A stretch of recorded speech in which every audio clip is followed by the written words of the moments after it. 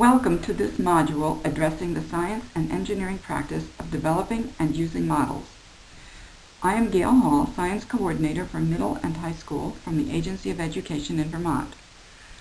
With me today is Robin Bebo Long, Science Teacher from Cavendish Elementary School. We are members of the Vermont Agency of Education Science Professional Learning Team. The goal of the team this year is to provide some useful tools like this module for Vermont teachers to use as they begin implementing NGSS in the classroom. The specific purpose of this module is to explain what a scientific model is and why it is important in NGSS implementation, and how students can develop models to make sense of NGSS principles.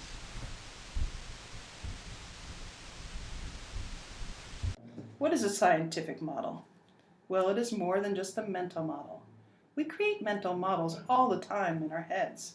These tend to be personal, internal, and incomplete.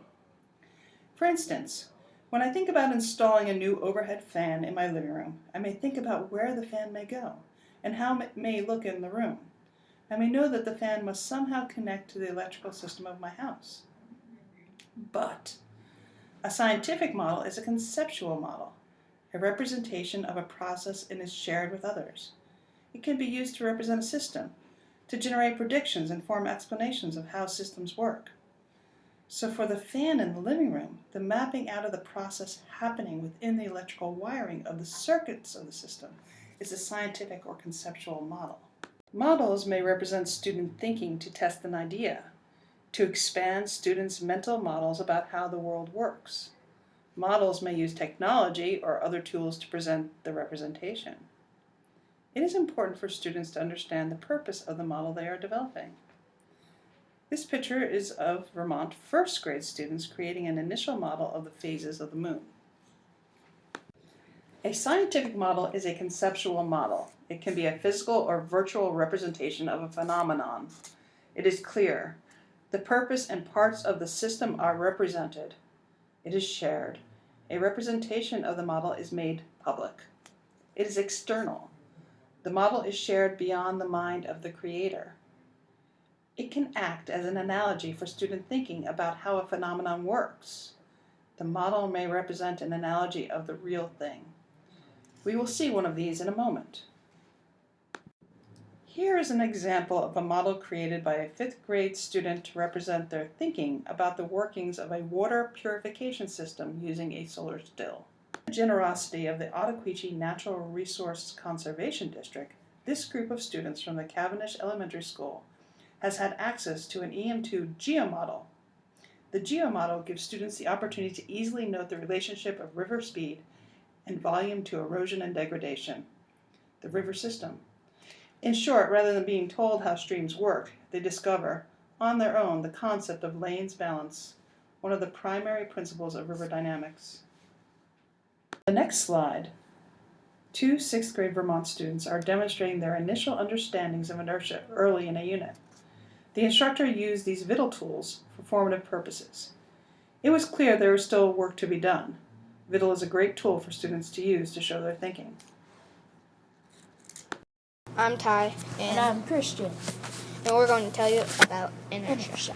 Right now the baseball is at rest Until a force comes along and pushes it forward. So the force will be a hand. of the hand will make it go forward, and the friction will make it slow down a little bit until it hits something like, say, a post. And then it will finally, once it hits the post, will come to a complete stop.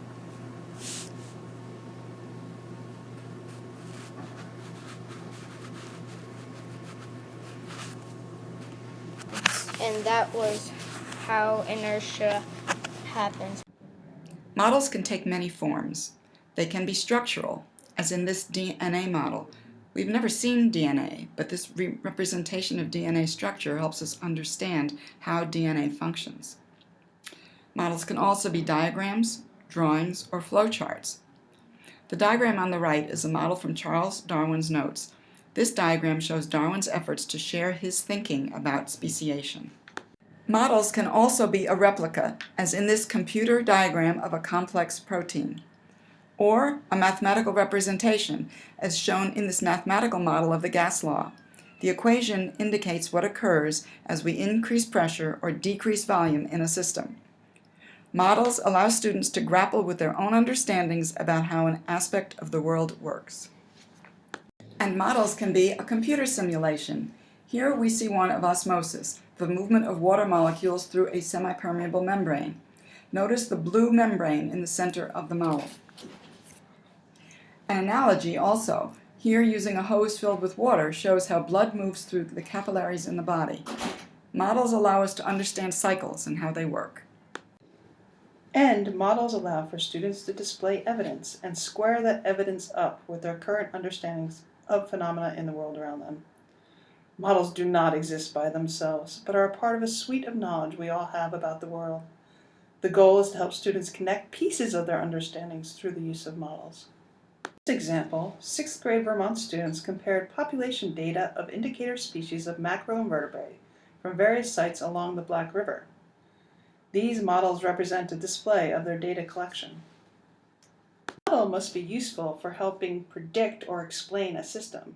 A model that is only descriptive does not help to answer a question about how or why a phenomenon works. A model needs to be useful as a reasoning and active cognitive tool. Models allow us to understand cycles and systems and how they work, not only their structure. So now that we know what conceptual or scientific models are, why do we want students to use models? Well, models make it easier for students to understand their world and the relationship that explain how the world works. And reimagining a model is most important for students to grapple with their own understanding about how some aspect of the world works by redesigning. These diagrams show student thinking before and after new learning about the evaporation process. Notice in the initial model, there is no representation of molecular movement. In the second diagram, the change of water from a liquid to a gaseous state is represented through the depiction of molecules moving apart. Scientific modeling is the practice of testing and revising of scientific models. Here are a few more examples of student models. These can be used to communicate and show reasoning about aspects of the underlying system they represent. For example, in the water cycle here, this model, with a student explanation of reasoning, might represent the conservation of water through a global system.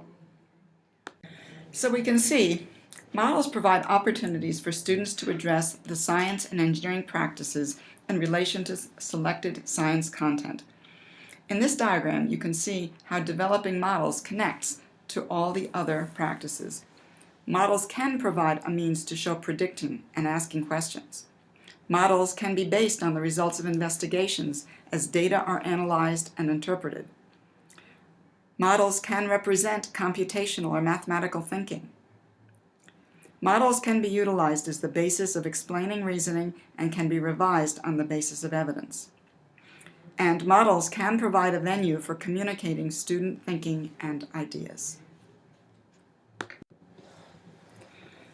So here are a few suggestions for how we can begin to incorporate model development into our science instruction.